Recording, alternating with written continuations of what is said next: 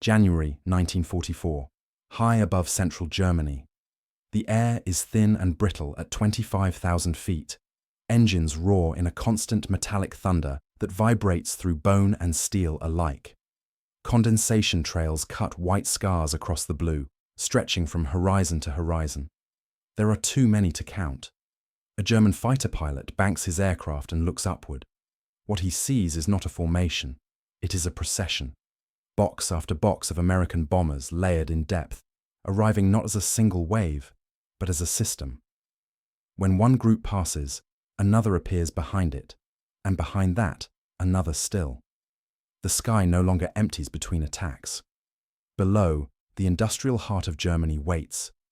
Above, defensive guns glitter in the sun, already firing. The bombers do not turn away.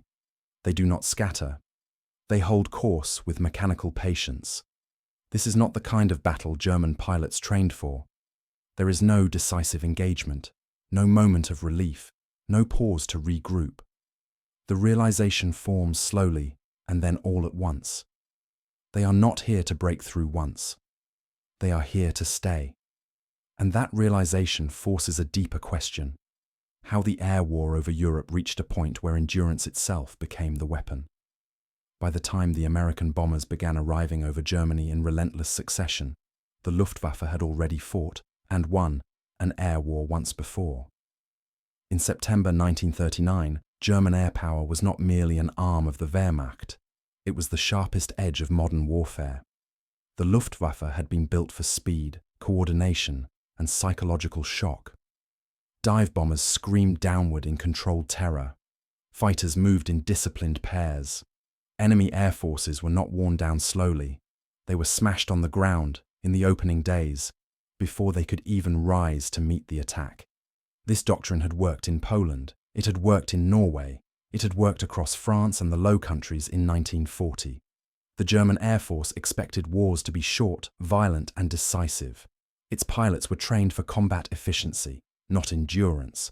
Their aircraft were optimized for interception and close support, not long defensive patrols over a besieged homeland. The Battle of Britain in the summer of 1940 was the first warning that this model had limits. German pilots encountered an enemy that could absorb punishment and adapt. Radar networks, rotating squadrons, and the advantage of fighting over home territory slowed the Luftwaffe's momentum. But even then, Germany did not lose control of the air outright. The campaign simply ended, unfinished. As the war expanded eastward in 1941, the Luftwaffe regained its sense of dominance. Against the Soviet Union, German pilots flew in skies thick with targets and thin with resistance. Victories accumulated quickly. Experienced aces logged dozens of kills. Losses were replaceable.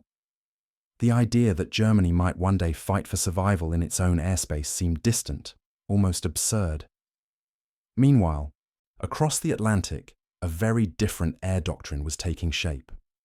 The United States Army Air Forces believed that wars could be won not by collapsing front lines, but by dismantling the systems behind them. Factories, rail yards, refineries, power plants, precision bombing, conducted in daylight, was supposed to cripple an enemy's ability to fight without requiring mass civilian destruction or endless ground offensives. This belief was not untested theory, it was institutional faith. American planners trusted in technology, formation discipline, and industrial capacity. They believed heavily armed bombers flying in tight defensive boxes could protect themselves without constant fighter escort. If the bombers could reach their targets intact, they could end wars from the sky. Britain had already tried strategic bombing and paid dearly for it. The Royal Air Force, battered during daylight raids early in the war, had shifted almost entirely to night bombing by 1941. Night protected crews, but it sacrificed accuracy.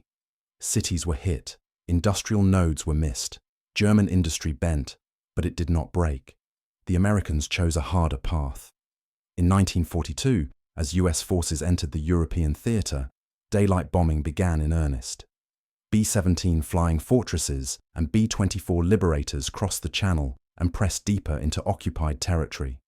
At first, their numbers were limited. Their targets were conservative. and their losses were sobering. German fighter pilots were confident. They attacked from the front, from above, from below. Bombers burned, formations fractured, parachutes blossomed in the sky. To the Luftwaffe, this looked familiar. Another enemy testing German airspace, another opponent that would learn, retreat, or break. But beneath the early clashes, something fundamental was already changing. The American bomber force was not probing for weakness. It was measuring capacity, and with every mission, it learned exactly how much pain it could absorb and still return the next day. That realization would reshape the war in the air. But first, the scale of the conflict itself had to change. By 1943, the air war over Europe began to shift from contest to calculation. The German Air Force still possessed skilled pilots, effective aircraft, and a proven interception doctrine. But the environment in which it operated was changing faster than its leadership could adapt. The skies were becoming crowded, not by tactics, but by numbers. American aircraft production had entered a phase no European power could match. Assembly lines ran continuously. Losses that would cripple another air force were absorbed as statistical setbacks. When bombers failed to return, replacements appeared not in months, but in weeks, sometimes days. New crews arrived alongside new machines, trained within a system designed to feed the front relentlessly. The US 8th Air Force expanded its operational reach with deliberate patience. Targets crept deeper, into occupied Europe, then into Germany itself. Aircraft factories, ball-bearing plants, oil refineries, each was selected not for spectacle, but for systemic disruption. The Luftwaffe responded with confidence rooted in experience. Interception plans were refined. Fighters were concentrated near expected targets. Ground controllers vectored squadrons into bomber streams with increasing precision.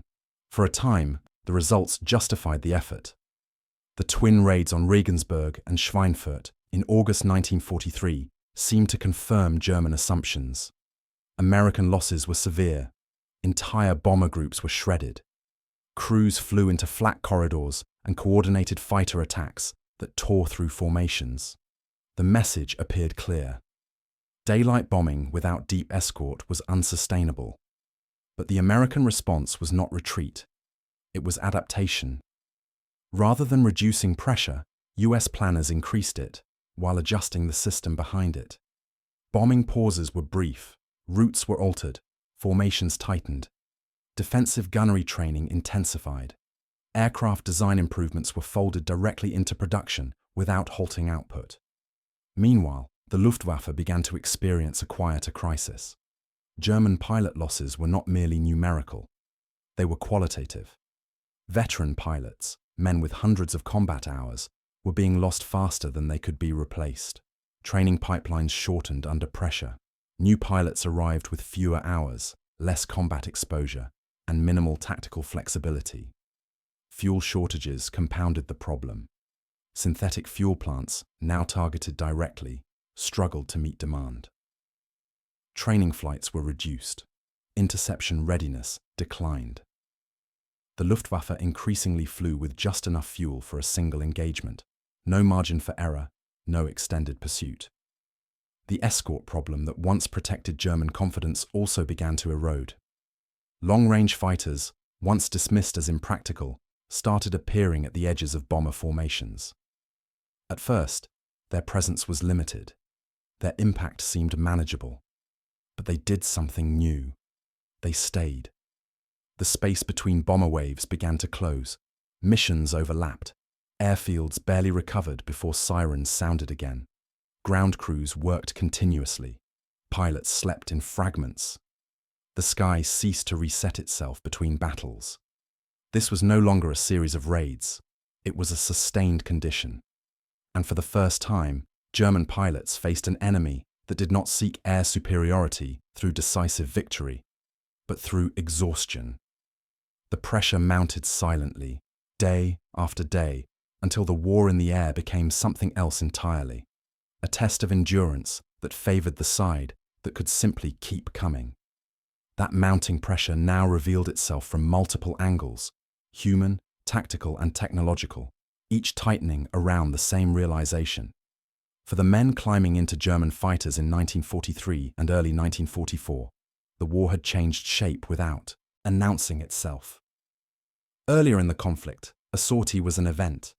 Pilots studied weather, reviewed routes, and expected either victory or rest afterward. Engagements were sharp and finite. A mission ended when fuel ran low or ammunition ran out. Now, missions blurred together. Pilots were scrambled repeatedly in a single day. Sometimes they returned to base only to hear engines warming for another launch. Sleep came in fragments. Meals were skipped or eaten standing. The sky no longer felt like a battlefield. It felt like a ceiling pressing downward. Veteran pilots understood what was happening first. They noticed how bomber formations no longer thinned after initial contact. They noticed how damaged aircraft kept flying, how gaps closed almost immediately, how losses on one day did not translate into fewer bombers the next. Younger pilots, rushed through shortened training programs, were thrown into this environment with little preparation. Many had never fired their weapons in combat before facing dozens of defensive guns at once. Their life expectancy was measured not in campaigns, but in sorties. Skill could no longer compensate for scale. And the most dangerous realization of all began to spread quietly through ready rooms and dispersal fields. Survival was becoming a matter of timing, not mastery. Inside the bombers, the experience was different, but no less brutal. American crews lived with the knowledge that every mission was statistically dangerous. They counted sorties. They watched empty bunks appear. They learned to recognize damage sounds by instinct. Metal tearing, hydraulics failing, engines coughing. But unlike their opponents, they operated within a system designed to absorb fear. Crews flew within rigid formations. Positions were held even when aircraft burned nearby. Discipline was not heroic. It was procedural. Every gun had an arc. Every man had a task. When bombers fell, the formation closed ranks.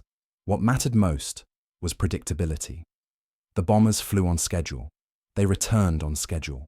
They launched again, even when losses were heavy. Replacement crews arrived before grief could settle. From the cockpit, German pilots saw machines. From inside those machines were young men relying on repetition, structure, and the belief that staying together was safer than improvisation. The psychological effect was cumulative. Each time the bombers returned, they reinforced the same message. This pressure was permanent. The sky itself became a constraint. German interception doctrine depended on timing. Fighters had to climb, assemble, attack, disengage, and land before fuel ran out. This required clear windows, moments when bomber streams could be isolated. By late 1943, those windows narrowed dangerously. Bomber formations overlapped, routes diversified, targets shifted unexpectedly. Radar stations tracked continuous movement rather than singular events. Ground controllers struggled to prioritize threats because there were too many simultaneous ones. Fighters launched into congested airspace already saturated with contrails and flak bursts. Attacks were rushed, coordination suffered, escape routes disappeared. Every interception consumed fuel, aircraft and pilots, resources Germany could no longer replenish at the necessary rate. The tactical equation flipped quietly but decisively. Each American mission cost something. Each German response cost more. And as these pressures intensified, other dimensions, technology, leadership, and psychology, began to reveal just how irreversible the imbalance had become. The machines themselves told part of the story, without emotion, without hesitation. American bombers were not elegant aircraft. They were heavy, slow, and visible from miles away, but they were designed with a singular assumption. They would be hit, and they would keep flying. Redundancy was built into everything. Multiple engines, backup systems, armor plating around critical crew positions, self-sealing fuel tanks. Even when control surfaces were damaged, bombers often remained stable enough to hold formation. German pilots learned this lesson the hard way. Aircraft they believed destroyed continued onward, trailing smoke but maintaining altitude. Bombers absorbed cannon fire that would have shattered lighter fighters. Defensive gunfire, constant and overlapping, punished any attack that lingered too long. And behind each damaged aircraft was an industry capable of producing another, quickly, predictably, without interruption. German aircraft technology, by contrast, increasingly chased solutions rather than stability. New fighters were introduced under pressure. Advanced designs appeared before pilots were fully trained to fly them. Reliability suffered. Maintenance grew more complex. Spare parts lagged behind innovation. The war in the air was becoming less about superior design and more about survivability under constant stress. At the top of the German Air Command, the situation was misunderstood for too long. Leadership clung to the idea that one decisive adjustment, a new weapon, a new tactic, a single crushing engagement, would restore balance. Interceptor strategies were revised repeatedly, but always within the assumption that the bomber offensive could be broken. Warnings from frontline commanders were filtered upward through layers of political expectation. Reports that emphasized exhaustion or systemic failure were softened. Optimism was encouraged. Reality was deferred. American leadership operated differently. The US command structure accepted losses as data. Missions were analyzed clinically. Adjustments were incremental but constant. Failures were not hidden. They were measured and corrected. Most importantly, American planners never assumed the enemy would collapse quickly. They planned for duration. That difference in expectation shaped everything that followed. Perhaps the most decisive, angle, was the least visible. German pilots were trained to fight battles. What they faced instead was continuity. There was no pause long enough to recover. No sense that yesterday's success reduced tomorrow's threat. Even successful interceptions ended with the knowledge that the bombers would return, possibly within hours. The repetition eroded morale more effectively than any single defeat. Each contrail overhead became a reminder not of danger, but of inevitability. The enemy was no longer reacting. He was operating. And when long-range escorts began appearing consistently, fighters that stayed with the bombers instead of turning back, the final illusion dissolved. The Luftwaffe was no longer defending airspace, it was surviving inside it. That realization reached its breaking point in early 1944, when the balance finally tipped, and the turning point of the air war arrived with unmistakable clarity. By the winter of 1943 into early 1944, the realization that had been forming in fragments now became unavoidable. The American bombers were no longer operating at the edge of German reach. They were operating inside it, daily, predictably, and with growing confidence. The Luftwaffe still rose to meet them, but each interception felt less like resistance and more like attrition management. The decisive change did not announce itself with a single battle. It arrived gradually, carried on the wings of escort fighters that refused to turn back. Long-range American fighters now appeared not just near the borders of occupied Europe, but deep over the German heartland. They flew alongside the bombers for hours, weaving above and below the formations, waiting. German pilots who once attacked unchallenged now found themselves intercepted before they could even form up. For the first time, Luftwaffe fighters were being hunted over their own territory. Engagements flipped in character. Instead of diving into bomber boxes and disengaging at will, German pilots were forced into defensive maneuvers almost immediately. Fuel that had once been reserved for attack was burned in evasion. Aircraft returned with ammunition unused, not because targets were absent, but because opportunities vanished too quickly.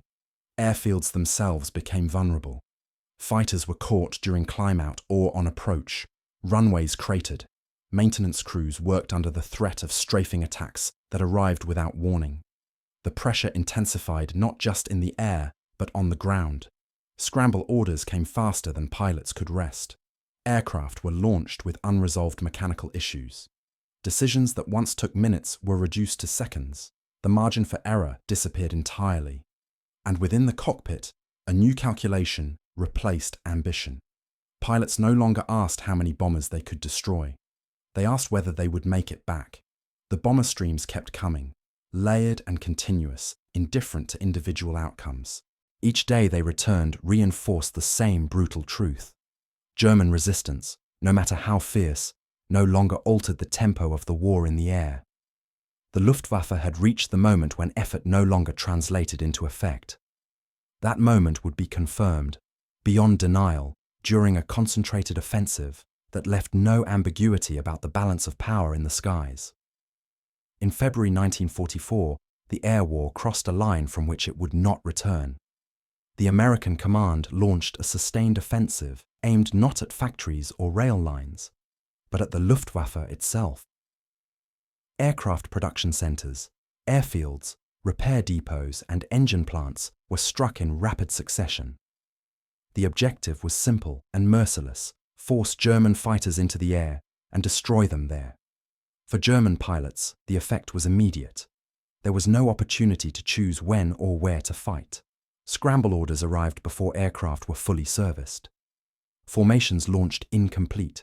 Pilots climbed into combat already behind the rhythm of the enemy. Above them, bomber streams arrived in depth.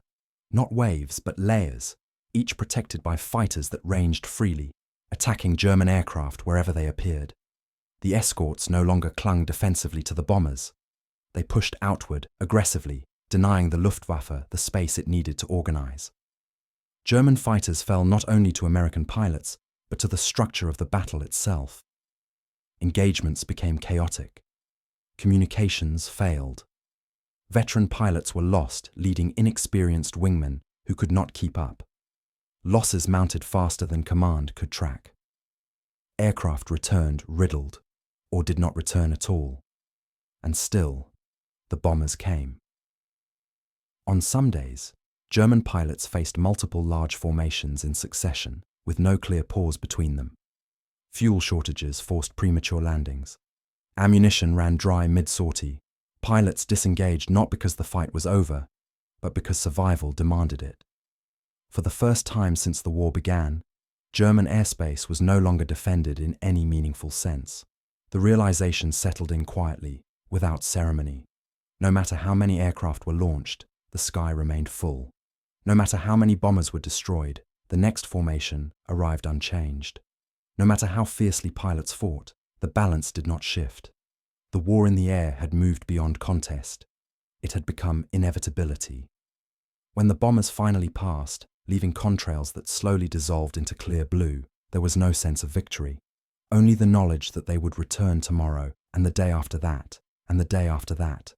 And with that knowledge came the final collapse of German air power, not in a single dramatic defeat, but in the silent understanding that the enemy could no longer be stopped. That understanding carried consequences far beyond the sky, shaping what followed on the ground and sealing the outcome of the war itself. When the intensity of the air battles eased, it was not because the struggle had ended, but because it had already been decided. By the spring of 1944, the Luftwaffe was still flying, still fighting, still losing men every day. But it was no longer capable of shaping events. Its losses were no longer recoverable. Its experienced pilots were largely gone, killed, wounded, or exhausted beyond effective service. Those who remained flew shorter, riskier missions with shrinking resources and little strategic impact. Aircraft production figures told a misleading story. German factories continued to roll fighters off assembly lines, sometimes in impressive numbers, but machines without fuel, spare parts, or trained pilots were little more than symbols. Many new aircraft never reached operational units. Others were grounded within days. Fuel shortages became decisive. Synthetic fuel plants, repeatedly struck from the air, failed to meet demand. Training flights were slashed to conserve reserves. Pilots went into combat with minimal preparation, unfamiliar with their own aircraft's limits. Mistakes multiplied. Survival rates fell further. Meanwhile, the bombing offensive intensified.